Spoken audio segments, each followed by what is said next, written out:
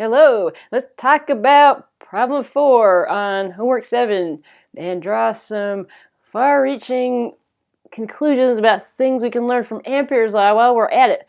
Okay, that's the problem where we had a couple of wires coming out at you and we were trying to make the magnetic field caused by those wires zero at a certain spot in between them.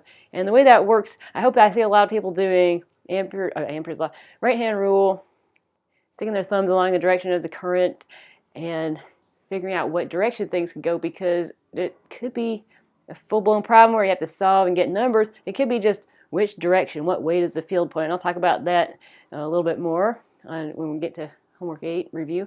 But put your fingers along this one, wire 1, put your thumb along the current, your fingers going along this purple arrow. You know, when you're at y equals 0 along the x-axis, it's perfectly vertical. And when you're over here, it's going the other way, thanks to the right-hand rule.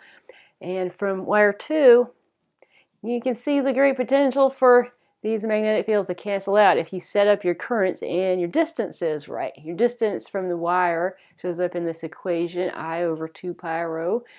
We could get that by integrating. Okay, we saw that in the last problem with the wire segments, and where it was problem 3. Okay, we had angles for the top and bottom, and in the infinite wire we let those angles go to 180 and 0.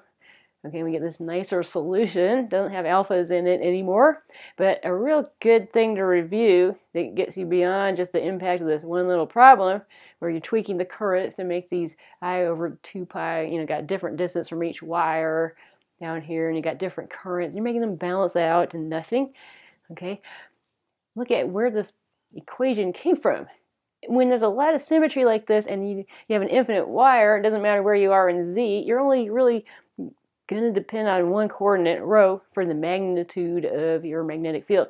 You can go to Ampere's law, and you can't always do this, but when you have a lot of symmetry, you can move h out, and you're integrating around this Amperian path. Okay, and you're going along this path. My magnitude of h should be the same. It doesn't matter if I'm up here or back here. And if you can argue that, you can shift h out front and just say it's a constant over that path. Okay, it's pointing along the path.